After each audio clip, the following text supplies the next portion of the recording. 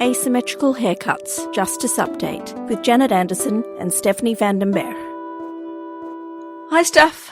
Hi, Janet. So there's a fast-moving situation in the Democratic Republic of the Congo at the moment, and we thought it might be interesting to look at how international justice, that is accountability for war crimes, crimes against humanity, genocide, what has happened and what maybe might go on in this field in relation to the DRC. But first, Steph, I'm going to ask you to put your Stephopedia hat on and your Reuters and give us all, some of the background on what's been going on.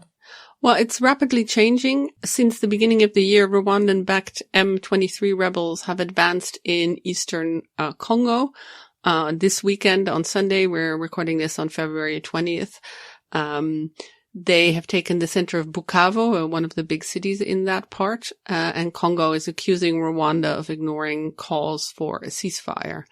Of course, this is one of the second cities that fell after they took Goma in January, and this capture deals a kind of further blow to Kinshasa's authority in the east of the Congo. The Reuters blurb background for this is the rebels' rapid advance since the start of the year and the involvement of troops from neighboring countries have stoked fears of a broader regional war rooted in tensions over power, identity, and resources dating back to the 1990s Rwandan genocide. There's lots of resources in the eastern Congo. One of the ones that get mentioned now a lot is cobalt. Congo is the world's biggest producer of cobalt, and cobalt is needed for electric cars and mobile phones. I think something to do with the batteries. But you and I have both covered a lot of Rwanda conflicts, and it's always some kind of resource that is at the center of it, and they have a lot of it in eastern Congo. Yeah, the DRC has loomed large for me over many years of covering different parts of Africa, because there have been several different huge wars that have gone on, and I think both of us have dealt with the consequences of that.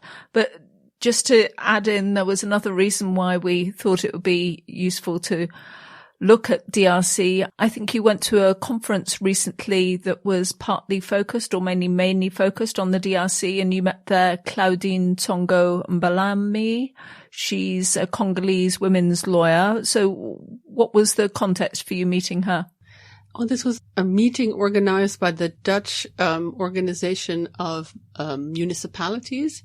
And they do some kind of development work with Congo where they really look at the way governments and municipalities are organized and try to help Congo in kind of organizing their own municipalities that way. And this was focused on security in the Congo, and because of everything that was happening, obviously, it centered very much on what was happening right now. But they also went very deep into kind of regional security structures and citizens panels to help police and things like that.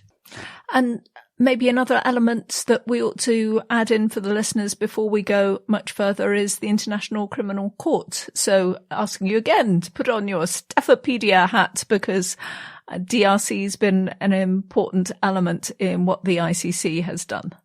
Yeah, it's been investigating the Eastern Congo specifically since 2004, and they're looking at crimes since 2002. In fact, the first ever trial at the ICC, which I was at the opening for, and makes me feel really old now, for Congolese warlord Thomas Lubanga. Since then, we've seen two more Congo trials. Ntaganda and Katanga were also Congo, and a kind of Congo trial, which was the Bemba trial. He was a Congolese politician, but he came in front of the ICC because of his involvement in sending militias to neighboring Central African Republic. But that also shows the kind of central position that Congo has, and this dynamic of having these militias and having other countries being involved in conflicts around that region. Let's come back to the ICC in a little bit, because there's some new developments there that you'll want to talk about. And of course, we'll talk about what has been going on locally in terms of accountability, and we'll bring some background on that. But first I want to introduce Claudine, who spoke to me in French. She's a lawyer and an activist and the director of Dynamique des Femmes Juristes. And I talked to her about what is happening in Goma now, because that is her hometown. That's where she's from. And we have a little clip of her, but it's voiced over for our non-francophone listeners. Récemment, dans la ville de Goma, ma ville où je vis, recently, in the town of Goma, where I live, we suffered an atrocious, unjust war, which caused many deaths. I'm sure that the statistics aren't yet reliable or complete enough, but I've seen some pretty horrific deaths in terms of numbers. Bodies piled up that are really starting to decompose. And the people who did this really mustn't go unpunished. That's not fair. Toutes les personnes qui ont commis ça vraiment doivent rester impunies. C'est injuste. And as a couple of days before I was talking to Claudine, the ICC had made a call to Congolese people and residents to send in any evidence or any tips they had, and new evidence of possible violations of the Rome Statute connected to Eastern DRC, where they would have looked at it. And I asked her what she thought that meant and what people would do with that, because her city specifically has also gone through so many cycles of violence. Does this kind of call from the ICC still mean something? It's true that the east of the DRC has seen many atrocities in the past. The ICC has intervened in one way or another. But unfortunately, the last 3 years have also seen many new human rights violations. And as we know, women and girls are also paying a heavy price for these violations. In particular, the mass amounts of rapes that are taking place and the sexual slavery that women are subjected to. And so we have this thirst for justice. Real justice that will bring all the perpetrators of these atrocities to account for their actions, but also that will help the victims find not only justice, but also reparation, and to return to normal life. So we're really looking forward to this kind of initiative, to seeing how the ICC can help us find solutions and justice, because we're convinced that we can't build a lasting peace with the impunity that surrounds these violations that we've suffered. I understand that event where you met Claudine was about security issues and about what's going on now, about citizens' involvement. But I also understand that they were talking about the structures of justice in the Eastern DRC a bit. So that started to make me think about the military court system and the civilian court system and the things that I've kind of vaguely heard about but haven't really followed up. Actually, that was described to me recently as one of the best examples that we actually have of complementarity with the ICC, the way that in Eastern DRC there's been this series of trials. I've actually, though, not seen a lot written or spoken about them. So apparently they are quite impressive. So I contacted Trial International's person who works on the DRC, Julie Ballonneau, and asked her for some more details. She explained to me that Trial has been working there for over 10 years. They started in Bukavu, then they opened an office in Goma. Well, don't think they'll be there at the moment. And now they're also working in the Kasai region.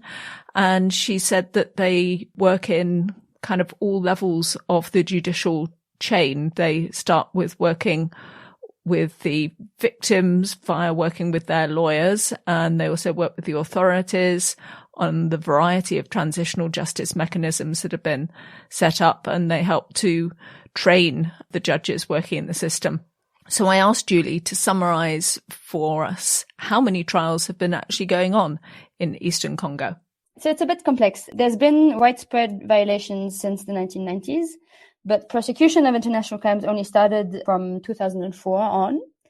Since then, so between 2004 and 2023, which is the last count we kind of have, there's been approximately 130 sentences, 87 first instance judgments, and 43 in appeal. This has particularly increased since 2017. So we think that about 60% of all judgments have been rendered since 2017, so between 2017 and 2023. And so the vast majority of these judgments have been rendered by military courts that hold a near monopoly, basically, over the prosecution of international crimes in the DRC. There's only been really like a handful of judgments rendered by civilian jurisdictions. They do have subject matter jurisdiction over international crimes since about 2013, but they have not acted on it yet.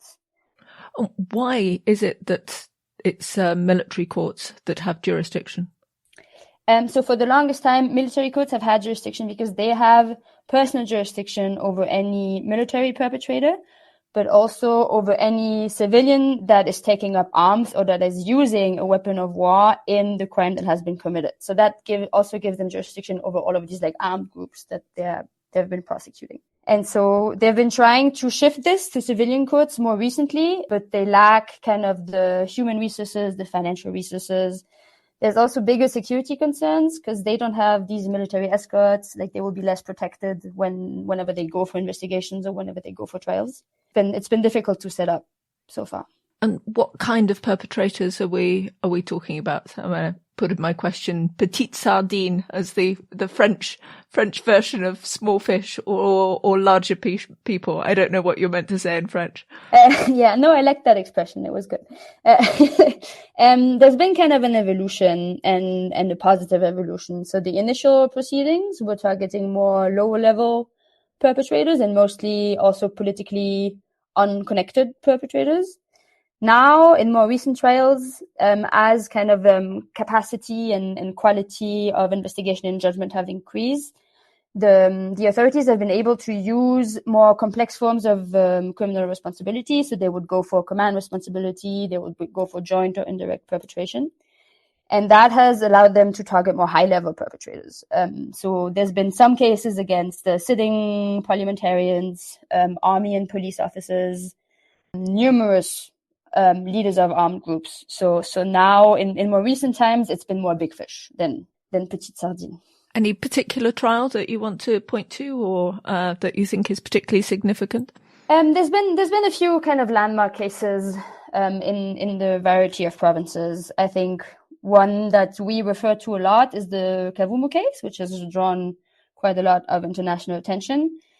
I think both because the facts were particularly egregious, and because that is the case where the main perpetrator was a sitting parliamentarian and immunity was waived, and it was a whole kind of like process. So this is one of the big cases. There's also been the Sheka case that we often mention in North Kivu. This one is kind of famous or known because Sheka was a particularly violent and kind of renowned leader of an armed group that was very feared in North Kivu, and the process took kind of a very long time, but ended with a great success. Yeah, I think for like high-level perpetrators, those are two good examples. It does sound like, I mean, the numbers that you're talking about, the kinds of people you're talking about, the complexities involved, yet kind of success in the end, sounds like it's really taken off. I mean, can you say that? I mean, is it something that's really now embedded in the system? Or is that transfer from military to civilian still kind of the most difficult thing? So we're actually quite happy with the military court so far. We think that they've been doing a really great job. They've really kind of increased their skills in managing these cases. Of course, there's still a lot of challenges and problems. But yeah, there's a lot of like acquired skills and knowledge that they have, and there's a real political and also, I guess, military will from all of these courts to keep prosecuting these cases, to keep working on these cases. And we've seen in recent kind of months and years new initiatives from the government that's trying to set up kind of complementary mechanisms to tackle the backlog and kind of the cases that it cannot reach yet. So there's been some interesting initiatives like the establishment of mixed chambers within Congolese jurisdictions, which would involve basically both military and civilian judges in these like specialized chambers within normal courts that would allow for this transfer of skills between the military judges that are much more competent and experienced now than the civilian judges, and to allow for this kind of transfer towards the civilian courts. And then there's another initiative which would see the creation of specialized court, like a hybrid special court that would be with a mix of international and Congolese judges to tackle other complex crimes or crimes that cannot be prosecuted yet. And then there's also a draft law for further transitional justice mechanisms.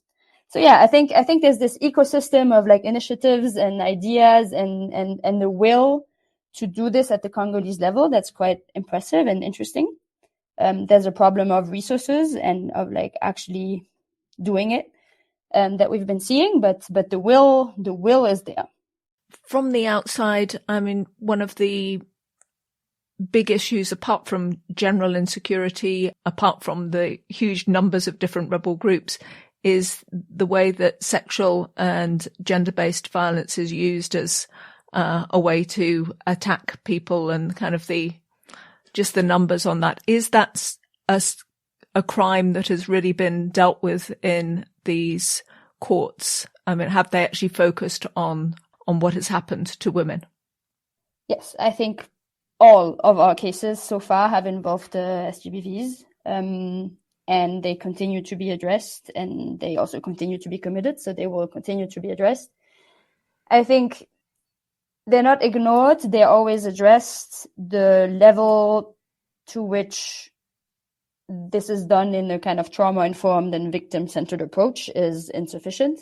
But it's a work in progress, and I think specifically what's been lacking so far, and which is one of the challenges we always face, is that these cases are mostly based on victim testimony. There's very little forensic evidence that's being collected. And so there's also very little kind of like medical support that's given to these victims and psychological support. So I think kind of the entire like victim support system around these trials is still insufficient. But the crimes are being addressed, and they are being prosecuted, and people are being condemned.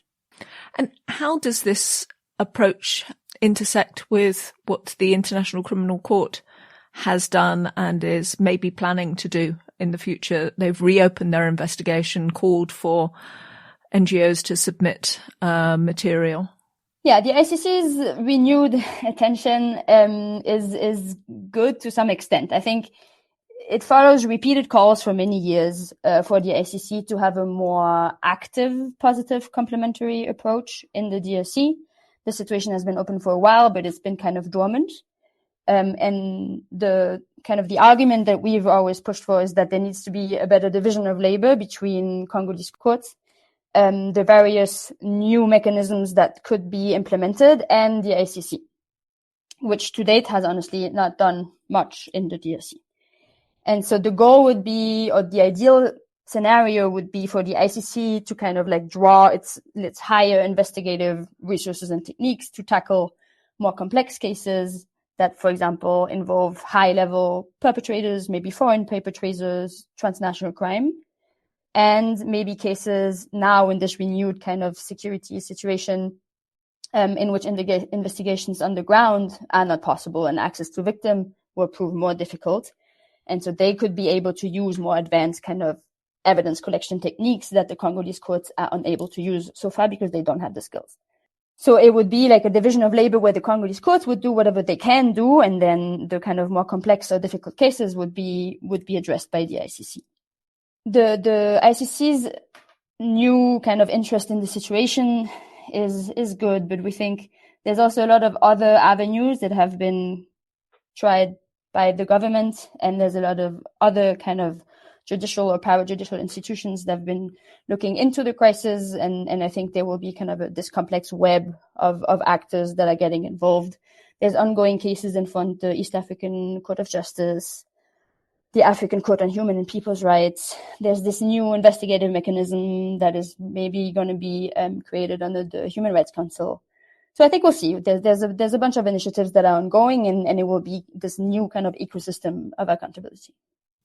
I think we should also say that the ICC, who is trying to kind of close a lot of investigations and streamline their the office of the prosecutor under Karim Khan, they had looked into the Congo, but in October last year they decided to continue and try to get more evidence of violence in Kivu since 2022. So they were already kind of decided that they wouldn't let Congo go and they would continue to look at it. And now, of course, with this new outburst of violence, they have a whole new area of things to look at. So at the same event, I met with Thea Hilhorst. She is a professor of humanitarian studies, and in Dutch media, she's usually known as the disaster professor, because one of her specialties is looking at countries undergoing some kind of natural or man-made disaster or war, and look at the aid efforts and the politics and how everything combines. And have asked her, what in this kind of massive disaster zone that Eastern Congo has been for, as I can see it for at least not on and off for many years, in an acute disaster situation like this, what does this kind of announcement by the ICC that they'll look into it mean for the people on the ground that she can see? In general terms, I think it's very good, because let's not underestimate ever how many people in Congo are genuinely investing in peace and want peace. Of course, we mainly see about the armed actors and how they fight and how they make war, but there's actually many people who want to make peace. I just know from my own partners in Congo that those are academics, people who work for NGOs, people who work for peace organizations, and those are local peace organizations that feel amazingly strengthened by knowing that the ICC is looking into their situation, because living in Congo means sometimes that you feel very isolated. You feel like, who knows about us? Who's looking at us? Who's standing by us? And then getting a message, even a small signal from ICC, we see you, we're with you, we're investigating. That's tremendously good for everybody, for the motivation to keep going. And even that, the ICC is well known enough that message trickles down to Goma or Kivu at the moment? Yes, of course. People in Congo are very internationally oriented. They are all day long on the news. They follow everything. So when ICC announces that it will investigate, everybody will know. As you'll have noticed, I talked to Thea and both Claudine in a kind of noisy environment in the breaks between the conference. I also asked Claudine what the ICC could be doing now. And she really urged the court and and any justice initiative not to wait too long to collect evidence and to support locals to accurately document what is going on. Commencez par les enquêtes. Documentez vraiment tout ce qui se passe qui est encore frais. Start with the investigations. Really document everything that's going on. Everything that's still fresh. Because the problem is that a lot of large-scale action at the international level comes a long time after the event. The moment the community begins to forget or turn the page, that's when action comes. And it's difficult in our context to keep reliable evidence for a long time. And many people are not trained and supported to keep this kind of evidence. But when it's fresh, it's the right time. Can we jump at this opportunity when the facts are still really speaking for themselves and begin the work of justice? Well, I think DRC is going to be an issue that we come back to. Let's see whether the ICC comes up with some new cases out of the evidence that it's starting to gather at the moment. And we'll see which other countries that we haven't tackled recently that we can get on top of and bring you an update on what we hear from the coalface from people about. Yeah, I think it's one of our plans this year to kind of look at forgotten conflicts and languishing ICC situation countries that we kind of have dealt with, but can now go more in depth with. It's kind of our version of, in Dutch supermarkets, they have this section with forgotten vegetables. And they have all these old-fashioned vegetables that they want people to try out. We're going to do it kind of with forgotten conflicts and ICC situations and look at things we haven't looked at before. But as always, these are the ambitions at the beginning of the new year. So we'll have to see if we can make those come true.